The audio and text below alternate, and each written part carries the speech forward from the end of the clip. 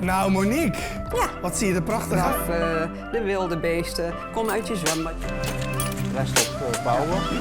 En nou ja, qua beweging zijn we ook een beetje verleden. Beste kijkers van Omroep ZVL. Onze tafel die staat vandaag in Hoeve het Lammeke in Lamswaarde, waarvoor hartelijk dank natuurlijk. Mijn gast die, dat is nogal een bezige bij uit SAS van Gent. En als er iets gebeurt in SAS, maakt niet uit wat, dan is de kans nogal groot dat hij erbij betrokken is. Hij is een echte ondernemer. En niet alleen voor de centen, ook natuurlijk, want ja, de schoorsteen moet roken, maar ook vooral op cultureel en maatschappelijk gebied. Hij zet SAS van Gent keer op keer op de kaart. En dat is hartstikke mooi. Jan Vinken, hoi. Van harte welkom. Ja. Even een kleine opsomming. Menig mens zou er het schaam, nee, niet het schaam, maar een beetje een blosje van op zijn wangen krijgen, maar voor jou is dat heel normaal. Van een paar initiatieven waar jij bij betrokken bent geweest. De camperplaats in SAS van Gent, stichting SAS Plus, Rock Around the Bridge, het oudste festival, rockfestival van Zeeuws-Vlaanderen of Zeeland? Zeeland. Van Zeeland. Met nog offsprings in de vorm van dance en Hollands Around the Bridge. Het Factory Festival, de tafels van SAS, de werkgroep Behoud Kuiperskerk, waar nou een prachtig een café, je kunt de boodschappen doen, van alles is. En tenslotte, niet onbelangrijk, stichting De Leutfabriek. Waar haal jij de energie vandaan? Ik werk gewoon ook misschien iets langer per dag. Maar ik heb ook een goed team die mijn werk kunnen doen als ik niet op kantoor ben. En ik heb een vrouw die ook in het kantoor werkt en die af en toe terugfluit. Die dan zegt van, joh, je moet ook nog geld verdienen. En dan weet ik dat ik weer even voor mijn toko aan de slag moet. Want je hebt een reclame... We hebben een reclamestudio in SAS van Gent. Ja. Maar de drive is gewoon vooral...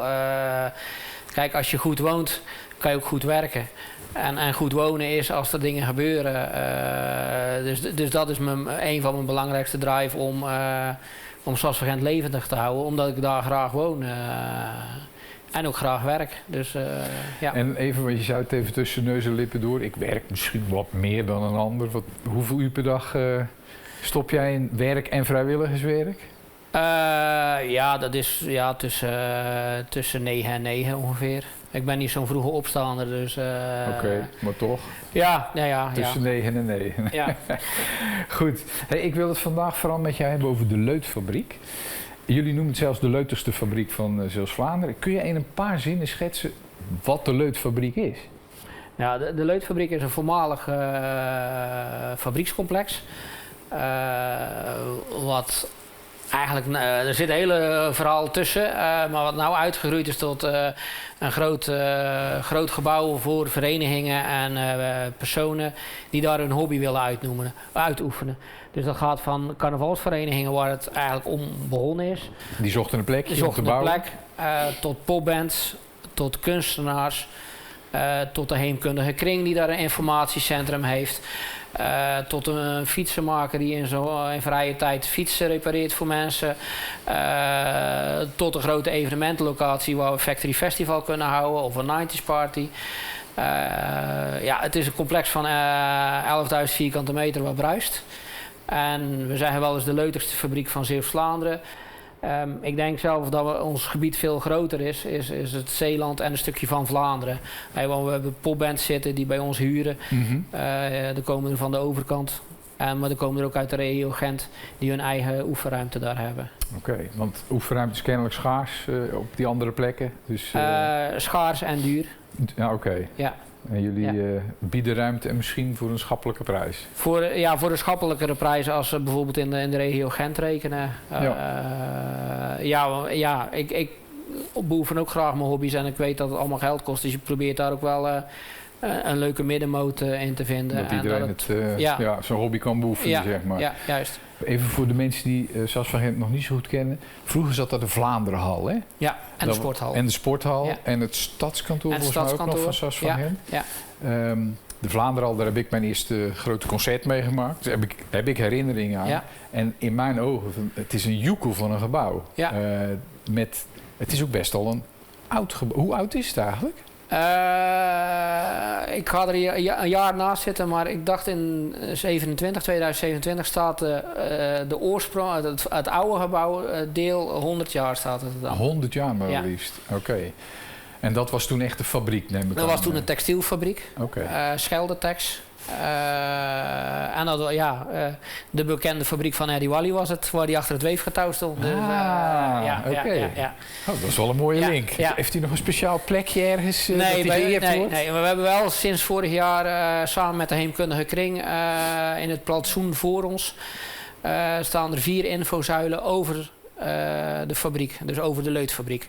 Dus 1 infozuil over de leutfabriek zelf, maar dan en 3 infozuilen over de oorsprong van de fabriek aan zich. Oké. Ja. Het is misschien leuk om Eddie Wally ook nog een keer een plekje te geven, Ja, die, toch? die staat er wel met een foto op. Oké. Hij wordt toch al een beetje Ja. geëerd.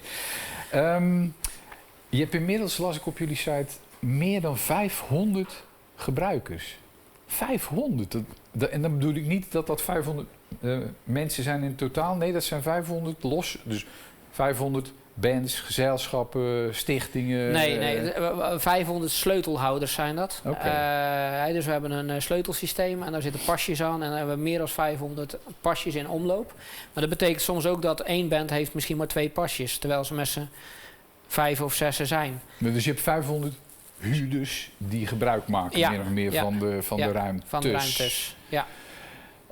Maar ik wil er eens een paar uithalen. Gewoon eventjes de schijnwerper erop zetten. Je noemde net bijvoorbeeld, ik viel de Heemkundige Kring. Ja. Hoe komt die nou bij jullie terecht? Die moet toch in een, ik wou zeggen historisch gebouw zitten, maar dat is het inmiddels eigenlijk ook al? Ja, dat is het ook al. Oké. Hoe komt die bij jullie terecht? Die zaten in een oud winkelpand, wat van woongoed was. Woongoed ging dat verkopen. En zo raakten ze in gesprek van, goh Jan, weet jij iets?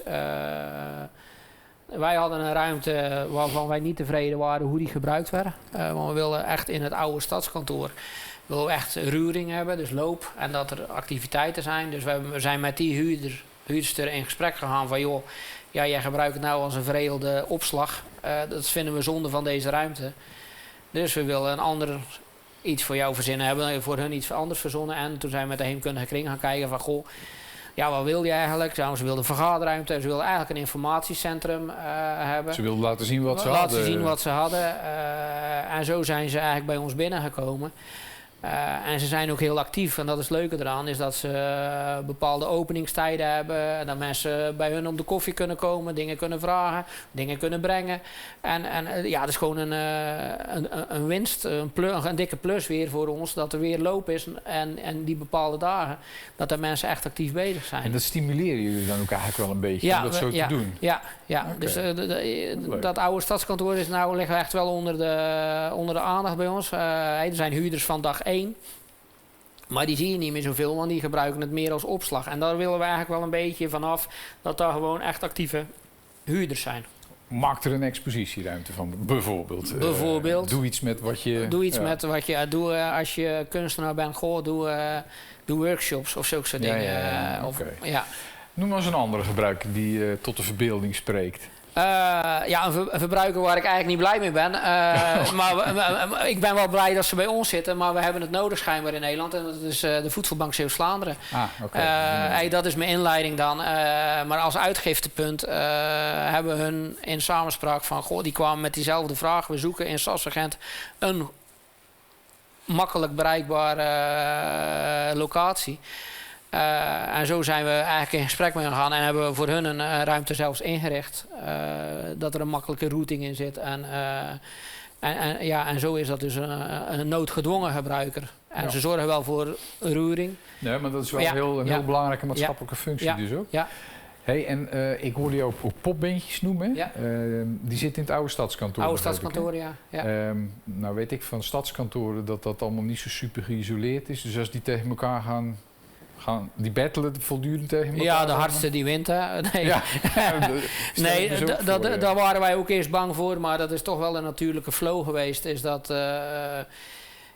dat ze misschien 1 keer op maandag samen zitten en daarna gaan ze in gesprek met elkaar en dan wisselt dat. En ja, je merkt ook wel dat er heel veel elektronisch toch wel al gerepeteerd wordt. Dus dat het niet meer om het hardst is in zo'n oefenruimte met je oordoppen en dat heel de buurt mee kan genieten.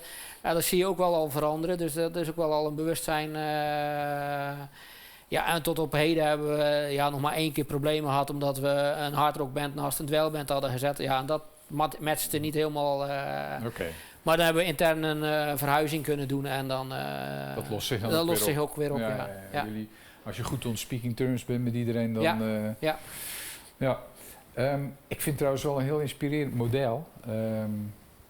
Ik woon zelf in de gemeente Hulst en wij zitten met een aantal stichtingen in een gebouw en daar moeten we nu allemaal uit, omdat het gebouw is zo rot, het moet gesloopt. Maar er is geen alternatief, we worden allemaal verspreid, het is een soort diaspora. En wij zeggen ook wel eens, hoe geweldig zou het zijn als je 1 plek hebt. Maar in Sasvagent is het gewoon het grote voorbeeld. Ja. Fantastisch. Ja, klopt.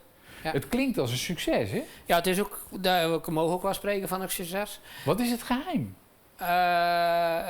Het geheim is dat het bottom-up komt. Dus dat het niet, alle respect voor ambtenaren, niet door ambtenaren is verzonnen.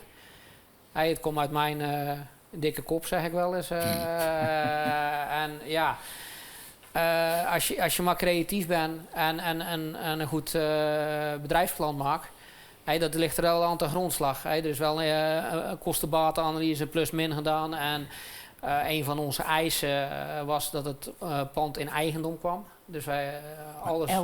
11.000 vierkante meter, dan heb je flink in de bus moeten blijven. Ja, €11. Serieus? Ja, hebben we lening voor afgesloten. Nee, nee we hebben een plan gemaakt waarbij we ook de sloopkosten hebben berekend voor de gemeente. En ze konden het niet slopen omdat het gedeeltelijk particulier bezit was. De oude evenementenhal was van een investeerder uit Rotterdam. Dus ze konden alleen maar slopen als ze dat particulier bezit erbij zouden kunnen kopen. En dan zou het ook nog een heel duur park worden. Want je zit heel dicht op het rangeerstation in het terrein. Mag je niet bouwen. En dan mag je niet bouwen. Dus wij hebben gewoon de sloopkosten laten begroten. Slim. En zo het businessmodel gemaakt van kijk, wij willen het dan voor €11 kopen als jullie alles aan ons dan overdragen. Inclusief een bruidschat. onderhoud. Ja, alles. Dus we hebben wel een bruidschat meegevraagd. We hebben een begroting gemaakt en we wisten, we zijn toen uitgekomen dat we een ton nodig hadden om het in orde te zetten. Dus elektrisch, maar ook brandveilig. Dus een goede start kon maken. Een goede start kon maken. Daar zijn we uiteindelijk niet mee toegekomen, omdat er toch nog eisen extra bij kwamen. Daar hebben we dan een lening voor afgesloten. Maar nu staat het pand technisch goed in orde. Alleen ja, wat je al aangaf, het is een oud pand. Dus je hebt wel eens met een lekkage te maken en dan moet je wel eens repareren. Maar ik denk dat we wel van een enorm succes kunnen spreken, vinden we zelf, omdat we ook al vanaf het gas zijn. Dus we hebben een Swik zonnepanelen liggen, we hebben warmtepompen staan. Allemaal zelf gefinancierd dan? Of hoe financieren jullie dit? Ik bedoel, ik snap, je hebt €11 moeten betalen. Ja. Dat was een dikke lening met hoge rente natuurlijk. Ja. Dan nog een bruidschat erbij. Ja. Maar ja, je moet het inderdaad verwarmen. Je moet investeren in al die spulletjes. Ja.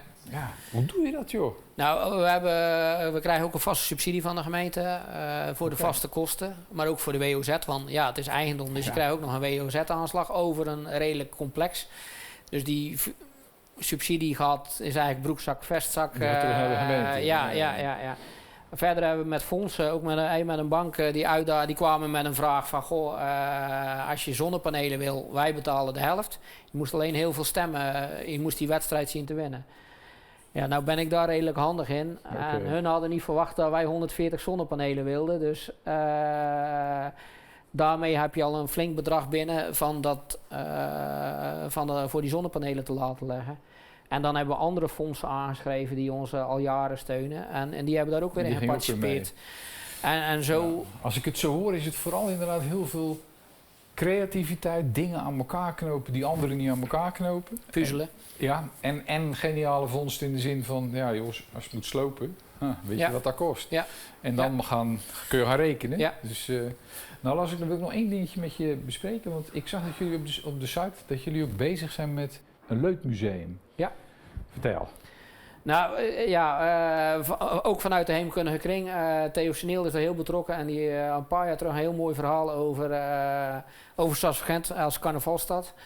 En daarmee kwam hij eigenlijk tot de conclusie, en dat had hij ook onderbouwd, dat wij in de top 3 staan van oudste carnavalsteden van Nederland. Serieus, ja, dat is een fantastisch Waarom verhaal. weten wij dit allemaal niet? Nee, ik denk dat je daar nog wel eens een uitzending aan kan wijden. Ja. En eigenlijk vinden wij dan wel terecht dat we of een museum of een bezoekerscentrum krijgen, waar wij over de rijke historie van het Sassencarnaval, maar eigenlijk ook van het carnaval in het zuiden, in Zeeland, gaan vertellen. Dus we willen dan ook echt heel Zeeuws-Vlaanderen en een stukje België aan bod brengen. Waar we van de Glorianen tot de Vossen daar ook een stukje over gaan vertellen. Maar Ja, ja, de rest van dat je Ja. in Brabant niet heel de tijd hoeft uit te leggen dat we hier ook carnaval vieren. nou ja, en dat wij zelfs een oudere carnavalstad zijn als Eindhoven, Tilburg, noem het maar op. Ja. Mooi. En Ja. wanneer staat dat ongeveer te gebeuren? Nou, omdat we doen het dus met de vrijwilligers van de Leutfabriek. We hebben nu een periode van redelijk wat klussen van onderhoud. Die zijn we nu aan het afronden. Het ontwerp ligt er klaar en eigenlijk willen we na de komende carnaval gaan we echt starten met de inrichting van het Leutmuseum. Super, Ja. mooi. Bedankt voor je verhaal. Heel veel succes. En nou, misschien kunnen ze een keer bij jou weer langskomen voor ideetjes. Altijd. Ook vanuit andere gemeenten. Beste kijkers, als jullie meer willen weten over de Leutfabriek, dan kun je naar hun website. Die verschijnt hieronder. En blijf kijken. Tot de volgende aan tafel.